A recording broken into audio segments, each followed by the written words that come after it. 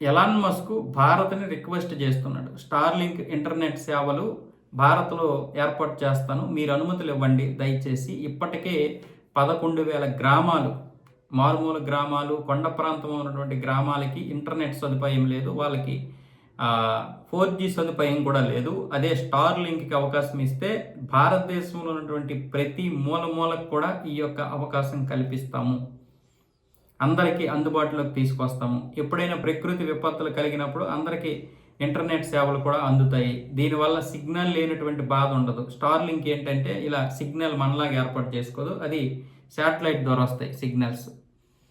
So ఆ విధంగా ఏర్పాటు చేద్దాము, మాకు అవకాశం ఇవ్వండి, అలాగే మాకు అనుమతులు ఇవ్వండి అని చెప్పి భారత ప్రభుత్వానికి రిక్వెస్ట్ చేస్తున్నారు. కానీ ఎలాన్ మస్క్ లాంటి వ్యక్తికి ఇలాంటి అవకాశం ఇస్తే రాబోయేటటువంటి భవిష్యత్తులో ఖచ్చితంగా తీవ్ర పరిణామాలు ఎదుర్కోవాల్సి వస్తుంది. ఏవి ధరలు అందుబాటులో ఉండకపోవచ్చు, మన యొక్క పూర్తి డేటా వాళ్ళ చేతికి వెళ్ళిపోవచ్చు, ఇక వాళ్ళు ఆడిందే ఆట పాడిందే పాట అన్నట్లు ఉండొచ్చు. ప్రభుత్వం వాళ్ళు చెప్పినట్లుగా వినాలి. మొదట ఏమొచ్చేసి మన మాట వింటారు, తర్వాత ఏమొచ్చేసి అన్ని వాళ్ళ చేతిలోకి తీసుకెళ్ళిపోతారు. ఇది కార్పొరేట్ లాంటి సంస్థ కాబట్టి రేపు జరగబోయేటటువంటి పరిణామాలన్నింటినీ దృష్టిలో పెట్టుకొని ఇప్పుడు ఈ సంస్థకి ఇది అనుమతులు ఇవ్వడం లేదు.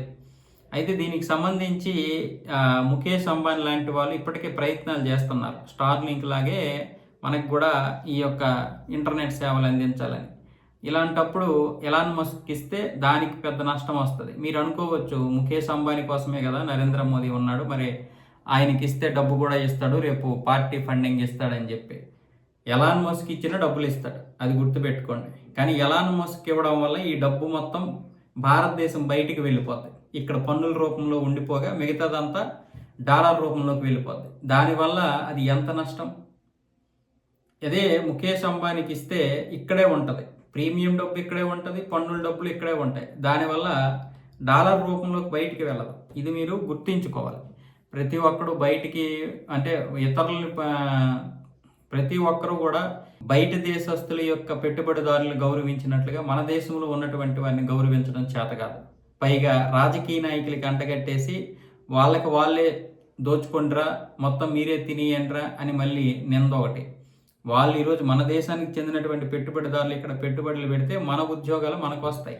బయటోడి పెట్టడం వల్ల ఏమవుద్ది, మనకి ఉద్యోగాలు వస్తాయి, కానీ కింద స్థాయి ఉద్యోగాలే వస్తాయి, పై స్థాయివన్నీ వాళ్ళే ఉంటారు.